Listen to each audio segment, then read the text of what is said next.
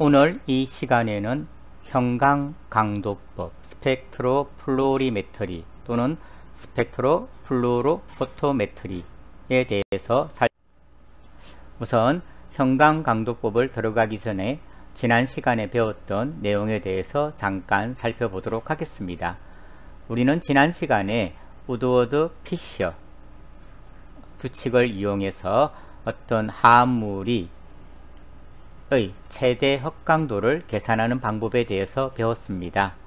아래와 같은 화합물이 있다라고 했을 때 이 화합물이 최대 흑강도가 몇 나노미터에서 나타날지를 한번 계산을 해 보도록 하겠습니다. 일단 이 화합물의 구조를 보게 되면은 기본적으로 시소이드 구조를 가지고 있습니다. 그렇기 때문에 시소이드 구조는 253 나노미터가 되겠고요. 이어서 추가적으로 하나의 컨주게이션이 더 있음을 알 수가 있습니다. 이러한 컨주게이션으로 인해 가지고서 흡강도는 30 나노미터가 증가하게 됩니다. 그리고 이와 같은 시소이드 구조와 컨주게이션 구조에 연결되어 있는 알킬 그룹을 보게 되면은 하나, 둘, 세 개, 네 개가 존재하고 있습니다. 이래서 5나노미터 곱하기 4 해서 20나노미터의 흡강 증가를 예측할 수가 있습니다. 그리고 링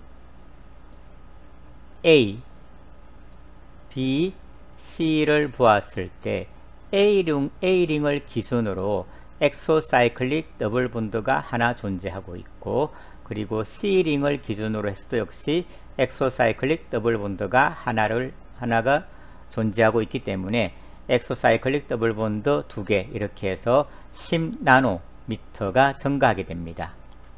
그리고 이쪽에 하나 붙어 있는 아세틸 그룹 같은 경우에는 흡강도의 증가를 가져오지 않기 때문에 전체적으로 위에 제시한 화합물은 310나노미터에서 람다 맥스 값을 가질 것으로 예측을 할 수가 있습니다. 우리가 지난 시간에 전자기 스펙트럼에 대해서 이야기를 했었고요.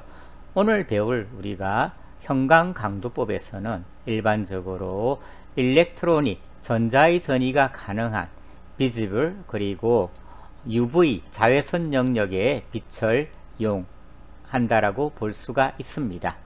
이어서 우리가 배우게 될 IR 스펙트로스코피의 경우에 있어서는 바이브레이셔널 트랜지션을 일으키는 파장대의 영역을 사용을 하고 있습니다. 자, 들어가기 전에 우리가 형광이라고 하는 것도 일종의 발광, 루미너선스라고 이야기를 할 수가 있는데요. 발광이라고 하면 물질이 전자기파를 방출하는 현상이라고 정의를 할 수가 있습니다. 이에는 플루오레선스, 형광과 포스포레선스, 인광으로 나누어 볼 수가 있는데요. 형광이라고 하는 것은 빛을 흡수한 다음에 진동 등에 의해서 에너지를 방출하고 이어서 전자기파 형태로 에너지를 방출하는 현상을 우리는 플루오레선스라고 정의를 하고 있고, 일반적으로 싱글렛 익사이티드 스테이트에서 싱글렛 그라운드 스테이트로 돌아가면서 빛을 내는 현상을 우리는 형광이라고 정의를 합니다. 이에 비해서 인광이라고 하면 트리플렛 익사이티드 스테이트에서 싱글렛 그라운드 스테이트로 돌아가는 과정에 빛을 내는 현상을 우리는 인광이라고 정의를 하고 있습니다. 일반적으로 형광에 비해서 인광은 그 반광기가 조금 길다고 알려져 있고, 이로 인해서 우리가 눈으로 관측할 수도 있다라고 합니다. 자, 발광에는 또한 화학 발광이 있는데요. 이를 케미 루미너선스라고 정의를 하고 있습니다. 이는 화학 반응에 의해서 발생하는 에너지에 의해 물질이 덜 뜬 상태가 된 후 빛을 내면서 떨어지는 그와 같은 현상을 우리가 화학 발광이라고 하게 됩니다. 즉 화학 발광은 기본적으로 화학 반응이 내게 됨을 알 수가 있고요. 이와 같은 화학 발광의 예로는 우리가 야간 공연이나 밤낚시 등에 사용되는 화학 발광 막대라든지 C와 같은 것들이 화학 발광의 예로 볼 수가 있습니다. 예를 들어서 우리가 야간 공연에 사용하는 막대의 구조를 살펴보게 되면은요, 어떤 TCPO라고 하는 물질과 형광 물질이 들어가 있는 가운데 부분에 유리관이 있고, 그리고 바깥 부분에 가산화수소수가 채워진 플라스틱 관이 있습니다. 이 관을 우리가 꺾어주게 되면은, 꺾게 되면은 관은 유리관이 깨지면서 이 유리관 내에 있는 가산화수소수하고 TCPO가 반응을 해서 이때 에너지를 발생하게 되고, 그 에너지를 형광 물질이 받아서 excited state, 여기 상태로 도달하고 다시 여기 상태에서 바닥 상태로 떨어질 때 형광을 내게 되는 것이죠. 이와 같은 발광을 우리는 화학 발광으로 정의를 하고 있습니다. 즉 루미너선스를 살펴보게 되면은 포토루미너선스, 케미루미너선스 이와 같은 또는 다른 예가 있겠죠. 포토루미너선스에서는 일반적으로 형광과 인광으로 나누어 볼 수 있습니다. 그리고 뭐 케미루미너선스, 또 그 외에도 생물 발광이라고 하는 바이오루미너선스 현상도 우리가 주변에 존재하고 있습니다. 뭐 이를 보여주게 되면은 형광 같은 경우, 그리고 인광, 뭐 케미루미너선스 같은 경우는 우리가 글로우 스틱 같은 예를 들었습니다. 또한 바이오루미너선스 같은 경우에는 우리가 파이어플라이라든지 또는 젤리피쉬에서 이와 같은 생체 발광 현상을 관찰할 수가 있습니다. 그 외에도 우리가 이런 핸드폰과 같은 경우에는 일렉트로루미너선스, 핸드폰은 우리가 올레드 디스플레이를 많이 사용하고 있는데요. 이 올레드 디스플레이는 일렉트로루미너선스 현상을 이용한 것이다 라고 볼 수가 있겠죠. 자, 조금 전에 말했던 이와 같은 뭐 생체 발광, 바이오루미너선스는 생체 내에서 일어나는 발광 현상이다 라고 이야기를 할 수가 있습니다. 반딧불, 파이어플라이의 경우에는 루시페린이라고 하는 물질이 생체 내의 루시퍼레이즈라고 하는 효소에 의해서 분해가 되면서 빛을 내는 것으로 알려져 있습니다. 자, 이어서 우리가 발광 현상에 대해서 좀 더 자세히 그리고 한 번 더 복습을 해보도록 하겠습니다. 형광 그리고 인광의 차이가 있다라고 이야기를 했었습니다. 그죠? 어떤 물질이 에너지를 받게 되면은 기저 상태에서 여기 상태로 전자의 전이가 일어나게 되는데, 이를 우리는 absorption, 흡수라고 이야기를 하고 있습니다. 이렇게 흡수된 에너지는 바이브레이셔널 릴렉세이션이나 진동 완화나 인터널 컨버전에 의해서 S1, 바닥 상태의 S1 상태에 도달하게 되고, 이 excited singlet state에서 ground singlet state로 돌아갈 때 내는 빛을 우리는 형광이라고 정의를 하고 있습니다. 이에 비해서 인광은 excited singlet state가 excited triplet state로 전이가 일어나게 되고, 그 이후에 excited triplet state에서 ground singlet state로 돌아갈 때 내는 빛을 우리는 인광으로 정의를 하고 있습니다. 일반적으로 형광강도법의 장점을 이야기를 하게 되면은 UV 비지블 분광 강도계에 비해서 아주 좋은 감도를 가지고 있다라고 합니다. 그래서 검출 한계가 일반적으로 PPP 레벨까지 검출이 가능하다라고 이야기를 하고 있고요. 하지만 감도가 오히려 너무 좋아서 시료 매트릭스로부터 심각한 방해가 일어날 수도 있습니다. 또한 형광강도법은 아주 넓은 동적 범위를 가지고 있는데요. 이 브로드 다이나믹 레인지가 어떤 말을 이야기하냐 하면은 우리가 일반적으로 어떤 농도에 대해서 어떤 인텐시티를 하게 되면은 이와 같은 비례 관계에 있는 이와 같은 검량선을 얻어낼 수가 있는데, 이 검량선의 전체에서 직선성을 보이는 범위가 아주 넓다라는 것이 브로드 다이나믹 레인지를 가진다라는 의미가 되겠습니다. 또한 형광강도법 같은 경우는 형광을 내는 물질이 그렇게 많지 않기 때문에 선택성 면에서 매우 높다라고 이야기를 하고 있고요. 이와 같이 선택성이 매우 높기 때문에 자연적으로 감도가 좋아진다 라고 말을 할 수가 있습니다.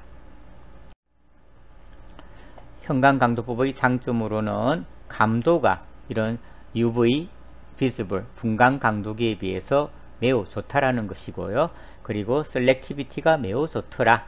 그래서 다양한 분야에서 이 형광강도법이 활용이 되고 있습니다. 우리가 스톡스 시프트에 대해서도 이야기를 했었는데요. 우리가 업소옵션 스펙트럼에 비해서 형광 스펙트럼의 경우에는 더 장파장 쪽으로 이동되어서 나타난다 라고 이야기를 하였고요. 이와 같이 이 장파장으로 이동하는 현상을 우리는 스톡스 시프트 또는 레드 시프트 라고 이야기를 하고 있습니다. 또는 좀 어려운 말이긴 하지만 베소크로믹 이펙트다 라고 설명을 할 수도 있겠습니다. 자, 형광이 되겠죠. 형광 같은 경우에는 싱글렛의 익사이티드 스테이트에서 싱글렛의 그라운드 스테이트로 돌아갈 때 내는 빛을 우리는 형광이라고 이야기를 하고 있더라. 형광이라는 현상도 흡수 파장, 흡수 스펙트럼에 비해서는 그 파장이 길어지기 때문에 일종의 스톡 시프트가 적용이 됨을 알 수가 있습니다. 인광은 형광에 비해서 약간 다른데요. 그 라이프 타임이 형광보다는 좀 더 길다라고 하는 특징을 가지고 있고요. 또한 인광이 발생하는 것은 트리플렛 익사이티드 스테이트에서 싱글렛 그라운드 스테이트로 전자의 전이가 일어날 때 이때 인광이 발생한다 라고 정의를 하고 있습니다.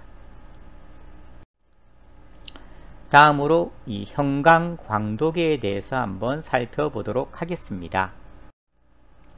먼저 기기 구성을 보게 되면은요, 광도계이기 때문에 기본적으로 광원, 라이트 소스가 존재를 하게 되겠죠. 우리가 지난 시간에 이야기했지만 형광 강도계에서 사용하는 일반적으로 사용하는 광원은 제논 램프를 많이 사용을 하고 있다라고 이야기를 했습니다. 그 이유는 제논 램프가 가시광선이나 자외선 영역에 대한 빛의 인텐시티가 매우 안정하면서 높기 때문입니다. 이와 같이 광원으로부터 나온 빛을 시료에 흡수시키기 위해서 어떤 익사이테이션 파장을 선택을 해야 되는데 익사이테이션 파장을 선택하기 위한 모노크로메이트가 존재를 하게 되겠죠. 그 다음에 이 익사이테이션 파장을 샘플이 흡수를 하고 난 다음에 빛을 내게 되는 것이 형광이라고 하였는데 이때 내는 빛을 역시 선택하기 위해서 에미션 모노크로메이트가 존재를 하고 있습니다. 그리고 이 구조를 보게 되면은 이 익사이테이션을 일으키는 빛과 그리고 에미션 파장의 가 수직관계에 이렇게 배치가 되어 있는 것을 볼 수가 있는데 이것이 형광 강도계가 기존의 UV 비즈블 강도계하고 구별되는 매우 독특한 특징이라고 이야기를 할 수가 있겠습니다. 이렇게 보여주고 있죠. 여기서 익사이테이션 파장이 들어가게 되고 그 형광을 가진 물질은 익사이테이션 파장의 빛을 흡수를 해서 다시 에미션 파장을 내게 되는데 그 파장을 우리가 검출기에서 검출을 하게 됩니다. 이때 익사이테이션 파장과 에미션 파장의 그런 기기적인 배열은 수직으로 배열되어 있는 것을 이 그림에서 우리는 알 수가 있겠습니다. 조금 전에 앞에서 말씀드렸듯이 우리가 형광 광도계에서는 광원으로서 제논 램프를 사용하고 있는데 그 이유가 이와 같은 자외선 영역뿐만 아니라 과시광선 영역에서의 빛의 세기가 매우 강하고 그리고 스테이블하기 때문에 제논 램프를 주로 많이 사용을 하고 있습니다. 세 번째로 형광의 양자 수율과 형광의 세기에 대해서 한번 살펴보도록 하겠습니다. 우리가 양자 수덕률 또는 칸툼 일드 또는 양자 효율이라고 하는데요. 여기에 대해서 살펴보게 되면은 양자 효율이라고 하는 것은 들뜬 분자수 분의 발광, 빛을 내는 분자수로 정의를 할 수가 있습니다. 즉 모든 분자가 다 빛을 낸다라는 것은 아니고 대부분의 분자들은 열을 내면서 기저상태로 돌아가겠지만 일부 분자들이 빛을 내면서 돌아가는 것을 볼 수가 있고, 이와 같은 것을 우리는 양자 효율 또는 양자 수덕률로 정의를 하고 있습니다. 이와 같은 칸툼 일들은 물질 고유의 값이다 라고 이야기를 하고 있습니다. 형광의 세기라고 하는 것은 이와 같은 식으로 정의를 할 수가 있는데요. 딱 보시게 되면은 몰라 absorption coefficient에 당연히 비례를 하게 되겠죠. 또한 패스 랭스에도 당연히 비례를 하게 될 거예요. 그리고 그 물질의 농도에도 역시 비례 관계에 있을 것입니다. 또한 한 가지 더, 그 광원의 intensity, 빛의 이런 강도에도 역시 비례하는 관계에 있음을 알 수가 있는데요. 그래서 우리가 광원의 세기를 증가시키게 되면은 형광을 증가시킬 수가 있습니다. 이게 형광 강도계의 아주 독특한 특징이라고 할 수가 있고, 이에 비해서 UV 비지블 분광 강도계의 경우에는 광원의 세기를 증가시키더라도 투과광의 세기 역시 증가하기 때문에 어떤 흡광의 증가를 기대할 수가 없습니다. 그래서 UV 비지블 분광 강도계에서는 광원의 세기를 증가시키는 것이 크게 흡광의 증가에 크게 영향을 주지 않는다라고 하는 거죠. 이게 UV 비지블 분광 강도계와 형광 강도계의 또 다른 하나의 큰 차이점이 되겠습니다. 형광의 전이 형태와 분자 구조에 대해서 살펴보도록 하겠습니다. 형광의 전이 형태에 대해서 한번 살펴보게 되면은요, 형광의 전이는 이론적으로는 엔타이 시그마 본드에서 시그마로의 전이가 일어날 수가 있고, 그리고 엔타이 파이에서 파이로의 전이, 그리고 엔타이 파이에서 난 반딩으로의 전이가 일어날 수가 있습니다. 하지만 엔타이 시그마에서 시그마로의 전이는 그 전이 에너지가 너무나 크기 때문에 실질적으로 확률적으로는 잘 일어나지 않는다라고 이야기를 하고 있어요. 그리고 엔타이 파이에서 파이로의 전이 또는 엔타이 파이에서 난본딩으로의 전이는 일반적으로 형광을 일으킨다라고 이야기를 하고 있습니다. 이 두 개 중에서 전이 에너지가 좀 더 낮은 엔타이 파이에서 난본딩으로의 전이보다는 엔타이 파이에서 파이로의 전이가 훨씬 형광이 더 크다라고 이야기를 합니다. 이는 양자 효율 자체가 엔타이 파이에서 파이로의 전이가 엔타이 파이에서 난본딩으로의 전이보다 훨씬 크기 때문입니다. 형광을 잘 보이는, 잘 나타내는 분자 구조에는 매우 특징들이 있는데요. 거기에 대해서 하나하나 살펴보게 되면은 기본적으로 방향적 작용기를 가지고 있는 화합물들이 형광을 잘 낸다라고 합니다. 이는 방향적 작용기를 가지고 있어야 파이에서 엔타이 파이로의 전자전이가 일어나기 수 있기 때문입니다. 즉 어떤 화합물이 빛을 흡수를 해야 다시 빛을 방출할 수가 있겠죠. 그래서 방향적 화합물을 가진 작용기를 가진 화합물은 파이에서 엔타이 파이로의 일렉트로닉 트랜지션이 더 훨씬 가능하기 때문에 실제 형광을 잘 낸다라고 이야기를 할 수가 있어요. 그리고 두 번째는 분자 구조가 플렉시블하기보다는 단단한 판상 형태의 화합물이 오히려 형광이 증가된다라고 이야기를 합니다. 이는 구조적으로 유연할 경우에는 빛의 발생이 없는 전자의 천이를 유발할 수 있기 때문입니다. 즉 아래에 두 가지 물질이 있는데요. 왼쪽 물질은 오른쪽의 물질에 비해서 형광 수율이 대략 5배 이상 크다라고 알려져 있습니다. 오른쪽에 있는 물질 같은 경우에는 여기가 싱글 본드, 단일 결합으로 이루어지기 때문에 로테이션이 가능하겠죠. 결국 로테이션을 하면서 실제 빛을 발생시키지 않고 열을 내면서 어떤 전자의 전이를 유발할 수 있기 때문입니다.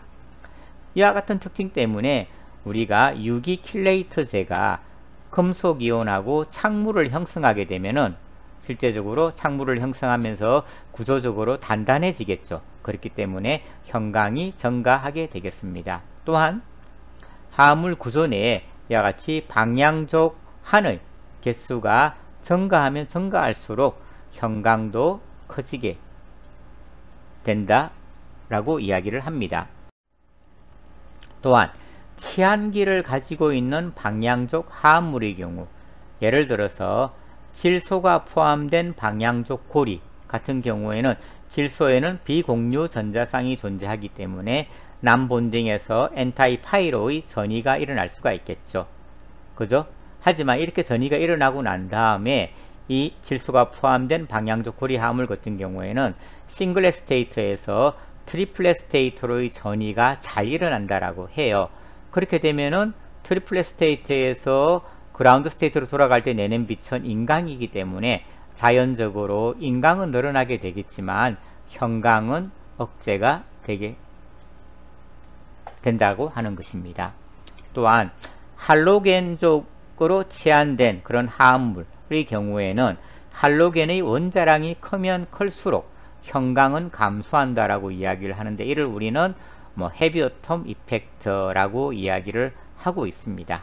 역시 이 역시도 할로겐적 물질의 원자량이 커지게 되면은 이런 트리플 스테이트로의 전이가 더 증가된다라고 합니다. 이로 인해서 인강은 증가하게 되고 그 반대로 형광은 억제되게 되는 것입니다. 또한 카르복실산이나 카르보닐 치환이 이루어질 경우에 역시 형광의 저해가 일어나게 되는데, 이는 형광의 형광 효율이 남본딩에서 엔타이파이로의 전이보다는 파이에서 엔타이파이로의 전이가 형광 효율이 더 높기 때문이 되겠죠. 아래쪽에 화합물을 보게 되시면은 이원 고리가 벤젠 고리하고 연결이 되어 있어요. 그죠? 이렇게 된 걸 우리가 헤테로 고리 분자라고 이야기하는데, 이와 같은 이 물질은 키놀론이 되겠습니다. 키놀론 같은 경우에는 흑강하는 피크의 흑강 개수가 증가를 하기 때문에 이 말은 즉시 흑강이 증가하게 되고, 흑강이 증가를 하게 되면 자연히 형광이 증가할 수 있는 요인이 되겠죠. 이로 인해서 형광이 증가된다라고 이야기를 합니다. 다섯 번째로 우리가 이와 같은 플루오르선스, 형광에 영향을 주는 요인, 팩터에 대해서 살펴보도록 하겠습니다. 우리가 소광이라고 하면은요, 형광을 분석할 때 그 빛의 세기가 소광, 줄어드는 현상, 감소하는 현상을 우리는 소광이라고 이야기를 하는데요. 소광이 되는 여러가지 요인들 중에서 가장 대표적으로는 온도가 있겠습니다. 온도가 증가하게 되면은 형광이 감소를 하게 되는데요. 아래쪽 그래프를 보게 되면은 온도의 증가에 따라서 이렇게 형광이 감소하는 결과를 볼 수가 있습니다.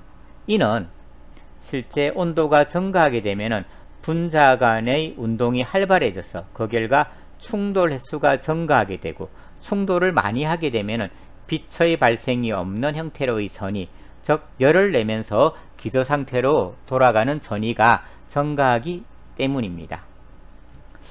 두 번째로 용매도 역시 형광에 영향을 준다라고 알려져 있는데요. 용매의 점도가 매우 중요하다라고 합니다. 예를 들어서 용매의 점도가 감소하게 되면은 아무래도 용매 분자 간의 충돌 횟수는 증가를 하게 되겠죠. 충돌 횟수가 증가한다라고 하면 결론적으로 형광은 감소하게 되는구나 라고 알 수가 있습니다. 예를 들어서 어떤 물질을 THF라고 하는 용매에 녹였을 때, 또는 그 물질을 폴리머 필름 안에 두었을 때 보게 되면 폴리머 필름 안에서 훨씬 운동성이 떨어지게 되겠죠. 그 결과 형광은 더 증가하게 되는 것을 우리가 살펴볼 수가 있습니다. 세 번째, 농도도 역시 이 형광에 영향을 주게 되겠죠. 그 이유를 살펴보게 되면은요, 시료용액의 농도가 매우 높은 경우에는 농도의 소강이 발생을 하게 되더라. 즉 형광의 세기가 줄어든다라고 하는 거죠. 이 소강 현상에는 크게 자가 소강과 자기 흡수로 나누어서 설명을 할 수가 있습니다. 자가 소강이라고 하면 들뜬 상태의 분자들 간의 충돌에 의해서 발생을 하더라. 그래서 아무래도 분자들 간의 충돌은 농도가 증가하면 증가할수록 충돌의 수가 증가하게 되기 때문에 자가 소강의 가능성이 더 높아지게 되겠죠. 이와 같은 자가 소강이 일어나게 되면은 결론적으로 형광은 감소하게 되겠습니다. 또한 자기 흡수라는 것이 있어요. 우리가 흡수 봉우리하고 형광 방출 파장이 겹칠 때 다른 형광 분자에 의해서 형광을 흡수하게 된다라고 하는 것입니다. 예를 들어서 이와 같은 스펙트럼이 있는데요. 이런 흡수 스펙트럼이 있고요. 그 다음에 이와 같은 형광 스펙트럼이 있다라고 가정을 해봅시다.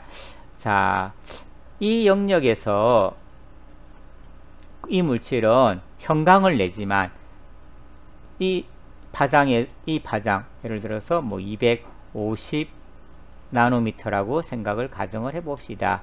이 물질은 250 나노미터에서 형광을 내지만 또한 이 물질은 250 나노의 빛을 흡수도 할 수가 있어요. 즉 형광을 놓은 빛을 이 물질이 다시 흡수를 할 수 있기 때문에 형광의 세기는 줄어들게 되겠죠. 이와 같이 우리가 자가 소강 현상이라든지 자기 흡수라는 현상에 의해서 형광이 줄어들 수 있습니다. 그 다음에 용존산소가 존재할 때 형광이 또한 감소하게 된다라고 합니다. 이는 형광 물질의 광화학적인 산화에 의한 것인데요. 분자산소의 상자기성이 삼중항 상태로의 개간 전이를 증가시켜 준다라고 합니다. 즉 산소가 존재하게 되면은 삼중항 상태로의 개간 전이가 증가를 하게 되고, 이렇게 삼중항 상태로의 개간 전이가 증가하게 되면은 인광은 증가하게 되겠지만 그의 수반에서 형광은 감소하게 된다라고 하는 거죠. 그럼 이 상자기성이 뭐냐라고 하게 되면은요, 상자기성이라고 하면 자기장에서 어떤 그 물질이 끌려가는 현상을 우리는 상자기성이다라고 이야기를 합니다. 이와 같이 구조를 보게 되면은 분자 내에 홀 전자를 가지고 있는 그런 경우에 그 화합물은 상자기성을 가지고 있다라고 이야기를 하고 있어요. 실제 우리가 뭐 중학교나 고등학교 때 이런 실험을 해본 적이 있을 수 있는데요. 아주 자기장의 세기가 매우 강한 그 자석의 양극 사이에 액체 산소를 넣어주게 되면은 이 액체 산소가 이 양극 이 안에 머무르게 되는 현상을 우리가 발견을 할 수가 있어요. 이렇게 모여 있는 현상을 떨어뜨리지 않고, 이는 자기장에 의해서 액체 산소가 끌리게 되는 거죠. 그죠? 물질이 끌려가게 되는 것이고, 그 결과 이와 같은 결과를 보고서 산소가 상자기성을 가지고 있는구나 라고 우리가 알 수가 있는 거죠. 또는 산소 이외에도 상자성 이온이 존재를 하게 되면 역시 형광이 줄어들게 되겠습니다. 즉 상자성 이온이 존재하게 되면은 산소와 같은 상자성 물질과 마찬가지로 개간전이 인터시스템 크로싱이 증가를 하게 되고, 그렇게 되면은 삼중항 트리플렛 스테이트 상태로의 전자스핀이 더 증가를 하게 되겠죠. 그렇게 되면 결론적으로 인광이 증가하게 되고, 인광의 증가는 필연적으로 형광의 감소하고도 연결이 되어 있습니다. 따라서 이와 같이 산소와 같은 상자성 물질이나 상자성 이온이 존재하는 경우에도 역시 소강 현상이 나타나는 것을 알 수가 있습니다.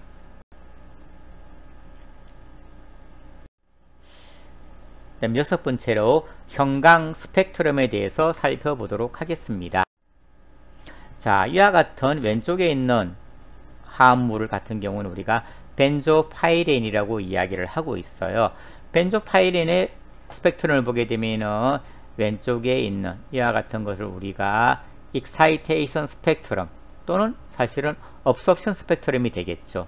이와 같은 빛을 이 벤조파이렌이 흡수를 하고서 빛을 내는데 그것이 바로 emission 스펙트럼 또는 형광 스펙트럼이 되겠습니다. 즉 형광 스펙트럼은 결론적으로 emission 스펙트럼이구나 이렇게, 그리고 emission 스펙트럼은 이렇게 관찰이 되고 있죠. excitation 스펙트럼에 비해서 장파장 쪽으로 이동돼서 나타남을 알 수가 있고 우리는 이를 스톡스 시프트 또는 레더 시프트 또는 베소크로믹 이펙트라고 이야기를 하고 있습니다. 에미션 스펙트럼이 형광 스펙트럼이라면은 익사이테이션 스펙트럼은 우리가 잘 알고 있는 업소션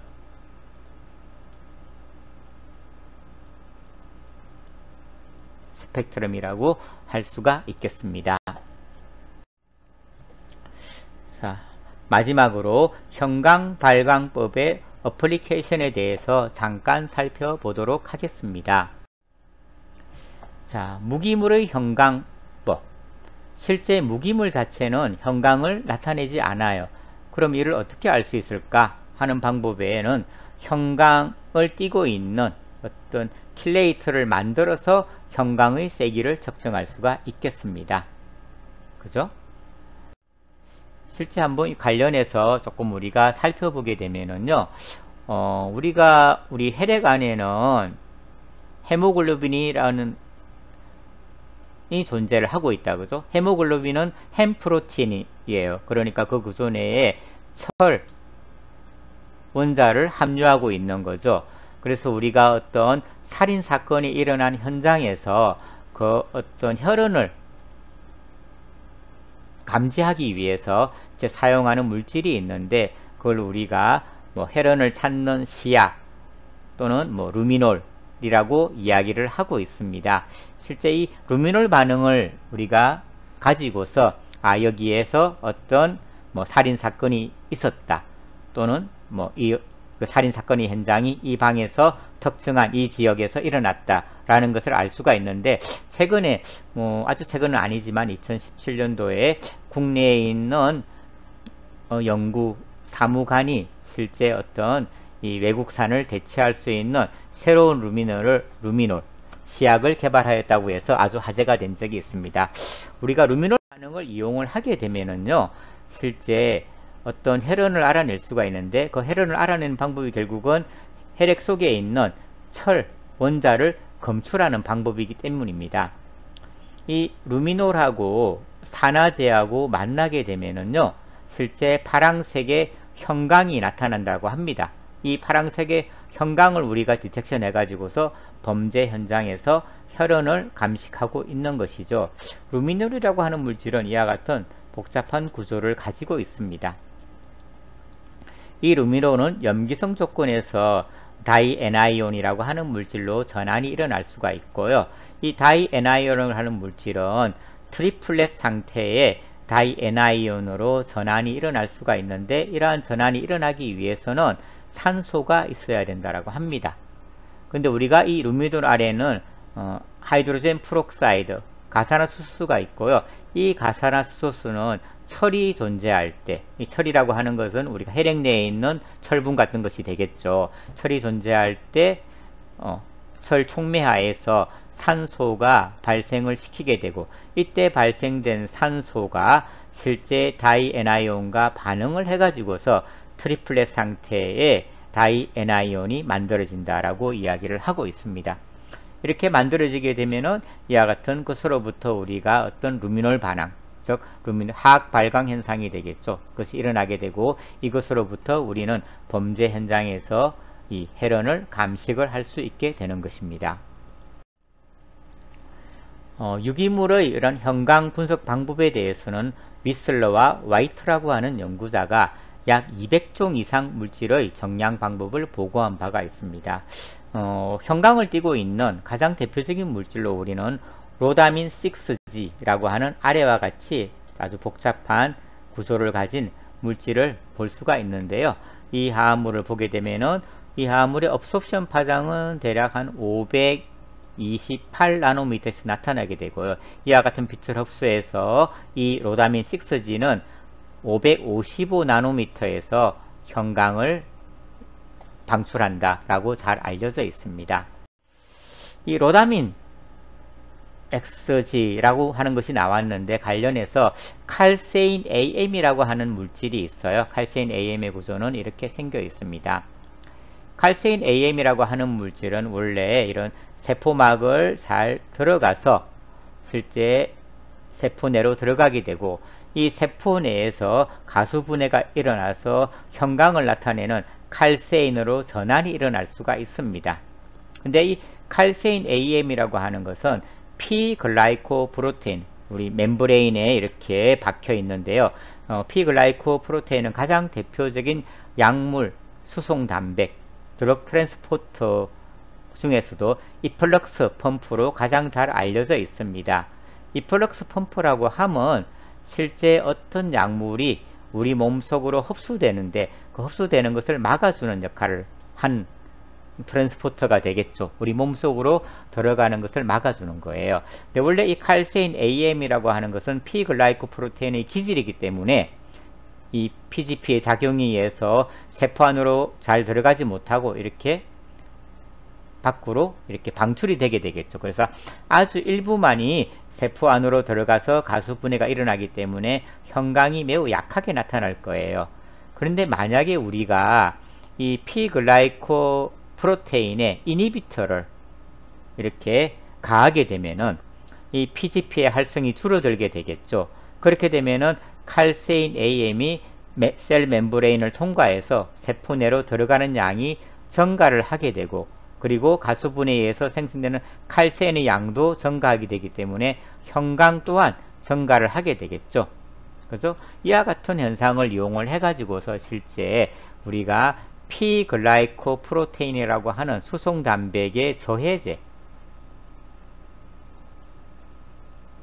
저해제를 찾아내는데 이와 같은 실험계를 많이 사용을 하고 있습니다.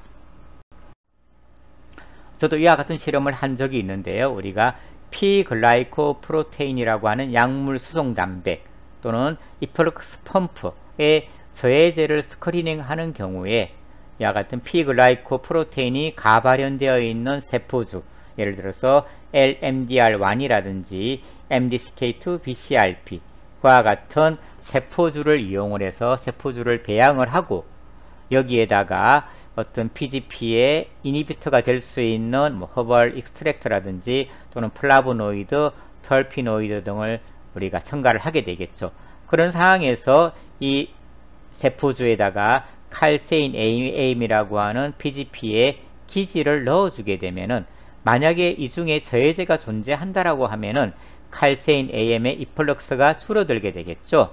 P글라이코프로테인의 활성이 줄어들게 되는 거니까 결국은 이플럭스가 줄어든다라고 하면 칼세인 AM의 세포 내 유입이 증가한다라는 것이 될 것이고 이렇게 유입이 증가하게 되면은 많이 유입된 칼세인 AM은 세포 내에 존재하는 가수분해 효소 에스터레이저의 작용에 의해서 칼세인으로 전환이 되게 되고 칼세인은 형광을 띠고 있기 때문에 결론적으로 형광이 증가하게 되는 것을 볼 수가 있습니다. 그래서 우리가 이와 같이 형광 강도계를 이용을 해가지고서 형광이 증가한 그런 물질이 무엇이 있는지를 스크리닝 해서 PGP, P글라이코프로테인의 이니비터를 우리가 알아낼 수가 있는 거죠. 그렇게 해서 실제 제가 천연 추출물을 이용해서 P글라이코프로테인의 우리가 이니비터를 일반적으로 케모센시타이저라고 이야기를 하고 있어요. 화학 감작제라는 말을 쓰고 있는데 이 화학 감작제 후보 물질을 탐색을 한 문이 되겠습니다. 실제 그냥 일반적인 세포주에 비해서 LMDR1이라고 하는 세포주에는 그림에서 보시는 바와 같이 P글라이코프로테인이 가발현되어 있는 걸 볼 수가 있어요. 그만큼 이플럭스 펌프가 세포막에 많이 존재를 하고 있는 거죠. 그리고 나서 실제 용매만 있는 경우에는 PGP의 활성이 매우 잘 아주 액티브하게 활동을 하고 있기 때문에 칼세인 AM이 세포 내로 들어가는 것이 많지 않겠죠. 그래서 나타나는 현강도 매우 작을 거라고 예상이 됩니다. 네, 기존에 PGP의 이니비터로 알려져 있는 사이클로스프린 A를 우리가 가하게 되면은 실제 칼세인 AM이 PGP에 의해서 이플럭스 되는 비율이 줄어들게 되고, 그 결과 세포내 유입이 증가해서 이와 같이 컨트롤에 비해서 현강이 증가하는 것을 볼 수가 있습니다. 컬큐민도 마찬가지예요. PGP 이니비터이기 때문에 사이클로스프린 A보다도 훨씬 더 많이 증가되어 있는 걸 볼 수가 있습니다. 그 다음에 제가 이와 같이 여러가지 물질을 가지고 이렇게 평가를 해봤는데, 하게 되면은 이와 같은 물질들은 PGP에 대한 저해능이 별로 크지는 않구나 라고 볼 수가 있고, 이에 비해서 여기 보면은 컬큐마 아로마티카, 컬큐마 롱가와 같은 생약 추출물에서는 PGP의 저해능이 매우 크기 때문에 현강이 드라마틱하게 증가되는 걸 볼 수가 있어요. 실제 이게 광항이잖아요. 광항이니까 광항에 있는 주성분인 컬큐민 자체가 PGP를 저해하고 있기 때문에 광항 추출물도 PGP에 대한 저해능이 매우 커서 실질적으로 현강이 증가된 결과를 이렇게 얻을 수가 있는 거죠. 이와 같은 스크리닝을 통해 가지고서 우리는 P글라이코프로테인의 이니비터를 효율적으로 이렇게 선발을 할 수가 있고, 이 P글라이코프로테인의 이니비터는 이 실제 어떤 신약을 개발할 때 어떤 신약 물질하고 서로 조합을 해서 실제 사용이 되기도 하고 그렇습니다. 예를 들게 되면은 우리가 탁솔이라고 하는 물질 같은 이 있어요. 그죠?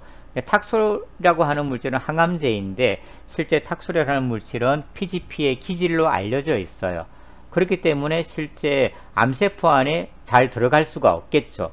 왜냐하면 암세포는 암세포 밖에 이와 같은 PGP를 많이 또 발현을 시키고 있어요. 그렇게 되면 이 탁솔, 항암제의 효능을 많이 기대할 수가 없어요.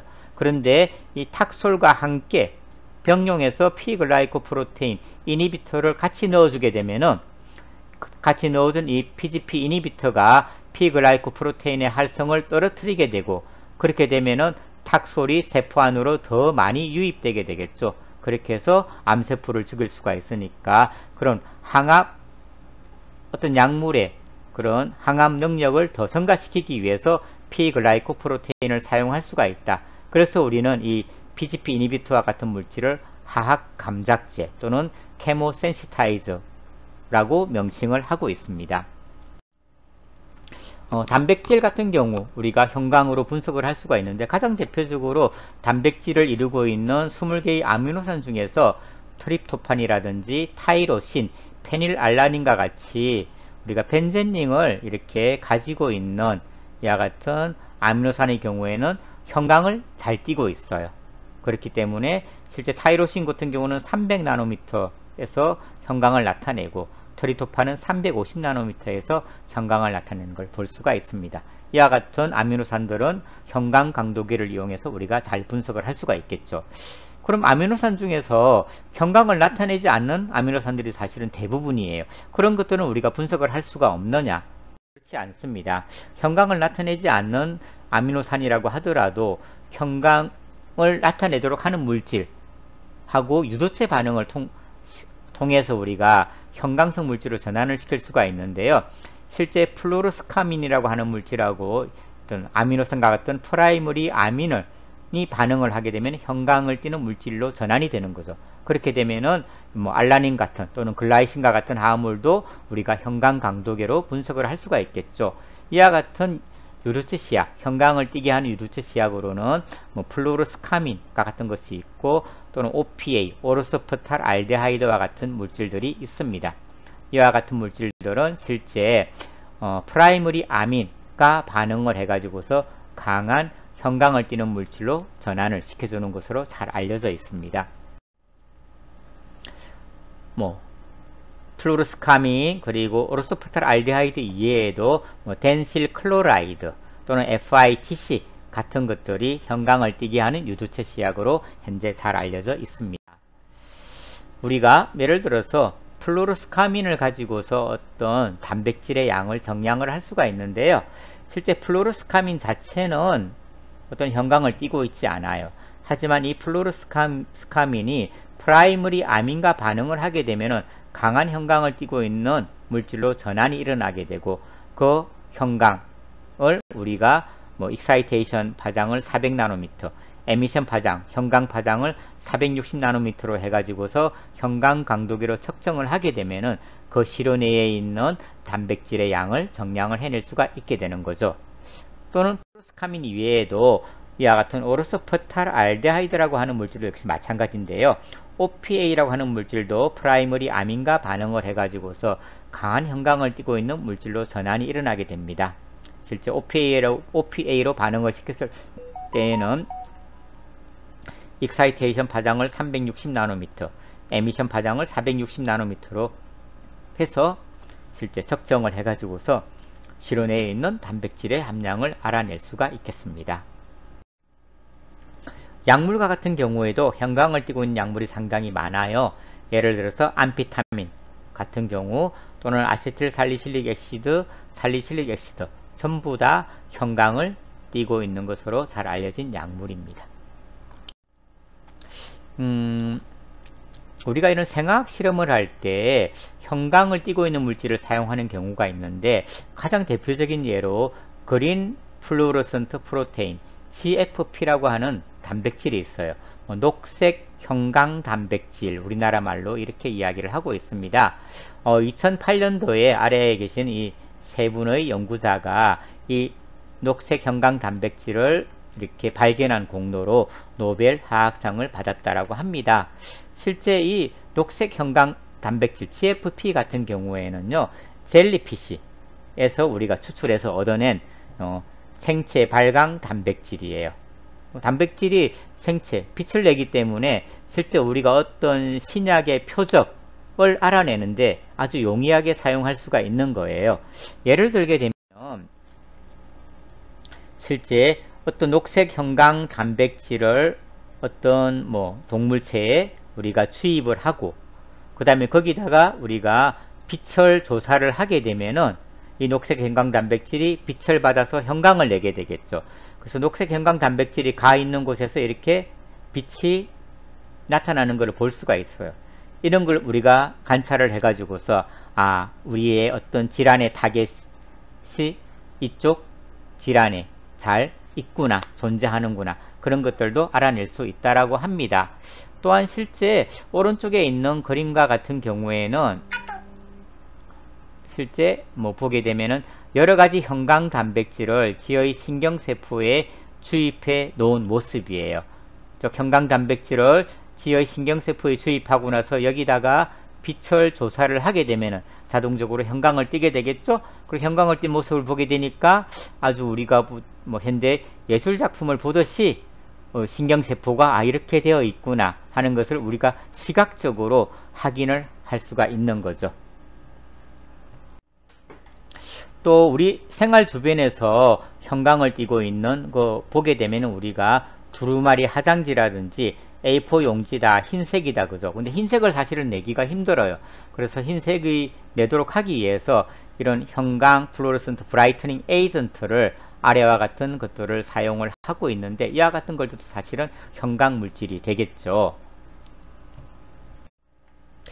그리고 실제 우리가 요새 핸드폰 같은 경우 대부분 옛날에는 LCD도 있었지만 최근에는 OLED 파넬이 적용되어 있는 핸드폰을 우리가 많이 사용을 하고 있잖아요. 실제 OLED 같은 경우에도 그 구조를 살펴보게 되면요, 실제 여러가지 층으로 나누어져 있다라고 해요.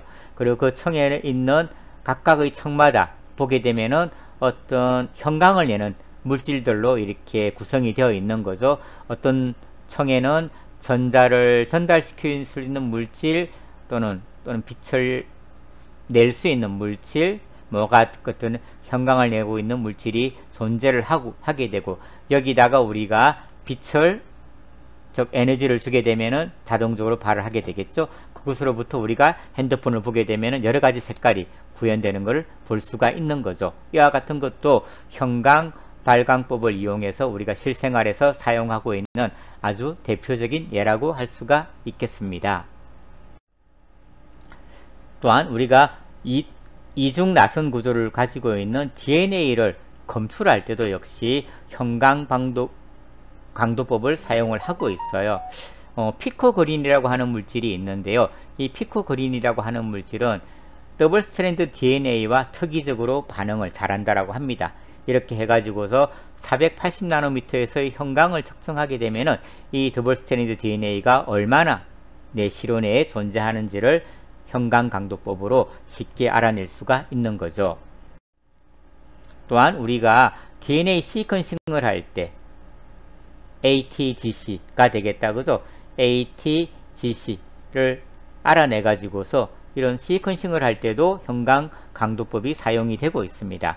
어떻게 하냐 하면은요, 실제 어떤 예를 들어서 구안인과 잘 반응하는 어떤 형광 물질, 그리고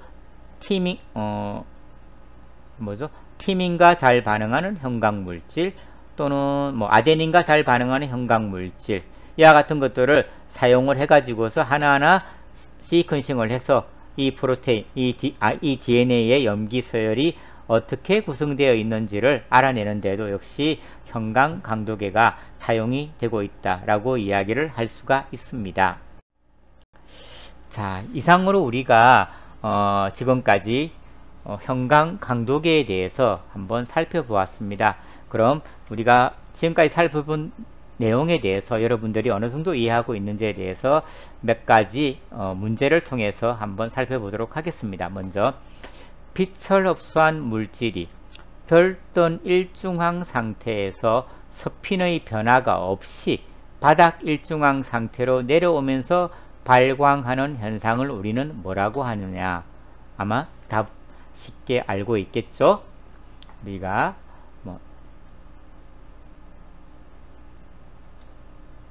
excited singlet 스테이트에서 바로 그라운드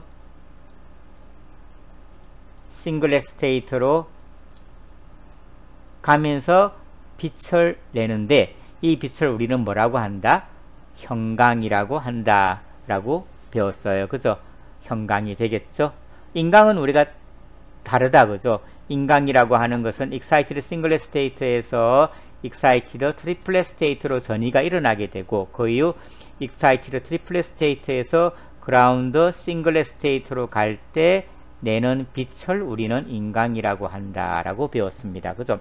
흡광이라고 하는 것은 ground singlet state에서 excited singlet state로 전이될 때 빛을 흡수하는 현상을 우리가 흡광이라고 이야기하였습니다. 그죠? 답은 1번이 되겠습니다. 두 번째, 다음은 아스피린의 흡수 스펙트럼이다. 아스피린이다. 그죠? 구조가 이렇게 나와 있네요. 형광 광도계를 이용해서 아스피린을 정량 분석하고자 할 때 거기에 적합한 덜뜸 파장, excitation wavelength, 방출 파장, emission wavelength의 조합으로 가장 알맞은 것은 이렇게 했어요. 총 5개의 보기가 있는데 한번 답을 한번 찾아보시기 바랍니다. 잠깐 한 30초 정도 시간을 드리겠습니다. 몇 번이 답인지 한번 보고서 한번 생각을 해주세요.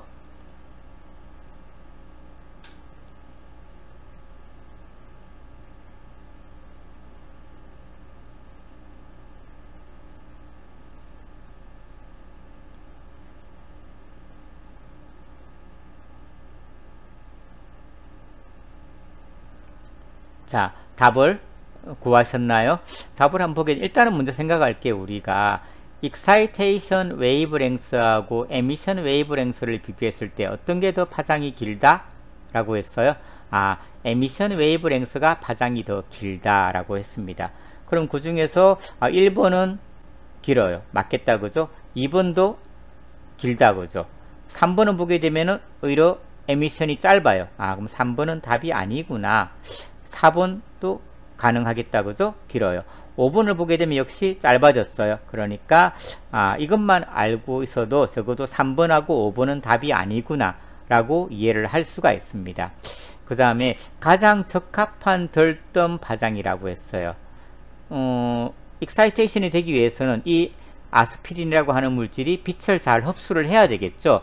빛을 잘 흡수한다라고 하는 것은 아마도 람다 맥시멈 파장, 이 영역대의 빛의 흡수를 가장 잘 할 거예요. 그럼 이 파장이 보게 되면 대략 한 280나노미터가 되겠다. 그죠?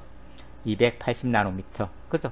그럼 이 파장의 빛을 흡수를 해서 이 아스피린은 355나노미터의 빛을 내게 되어 있습니다. 이 그림에서 보여주고 있지 않지만 적어도 260나노미터는 람다 미니멈 값이에요. 그래서 람다 미니멈 값을 사용하기보다는 람다 맥시멈 파장에서 빛을 가장 잘 흡수할 것이고, 그 빛을 흡수해서 그 다음에 아스피린은 355나노미터에서 형광을 낸다 라고 볼 수가 있기 때문에 1번하고 2번은 답이 안 되고 여기서 정답은 4번이 되겠습니다. 자, 모두 4번으로 표시를 하였겠죠. 자외 가시부 흑강도 측정법, UV 비지블이다. 그죠? 그 다음에 형광강도법에서 분석 감도를 증가시키기에 가장 적합한 조합은, 왼쪽에 있는 것이 자외 가시부고요. 오른쪽에 있는 것이 형광강도계가 되겠습니다. 왼쪽이 UV 비지블이에요. UV 비지블 분광 강도계에서 우리가 분석 감도를 증가시키기 위해서는 이거잖아요. 그죠? 흑강도라고 하는 것은 EBC, 결국은 어떤 시로셀의 청장, 그죠? 청장을 증가시키게 되면은 흑강도가 증가할 거예요. 우리가 광원의 세기는 UV 비지블 같은 경우에는 크게 중요하지 않다라고 이야기를 했습니다. 그죠? 온도는 중요한 요인은 아닌 것 같아요. 그럼 보게 되면은 2번 아니면은 5번이겠구나 라고 답을 생각할 수가 있겠죠. 그 다음 형광 강도계 같은 경우에는 보게 되면 온도를 증가시키게 되면은 그 분자의 운동이 활발해져서 형광이 줄어들게 되는 소강 현상이 나타난다라고 했어요. 그래서 온도가 증가하게 되면은 형광은 감소하게 되겠죠. 그런데 광원의 세기, 우리가 P0가 되겠다. 그죠? 광원의 세기를 증가하게 되면은 형광은 증가한다라고 했습니다. 우리가 할 때 형광이라고 하는 것은 광원의 세기에도 비례를 하고, 그리고 이 청장의 길이 L에도 비례를 하고, 그리고 농도에도 비례를 하고, 그리고 그 물질이 가지고 있는 absorption coefficient 값에도 비례한다라고 이야기를 하였던 것 같습니다. 그래서 답은 2번이 되겠습니다.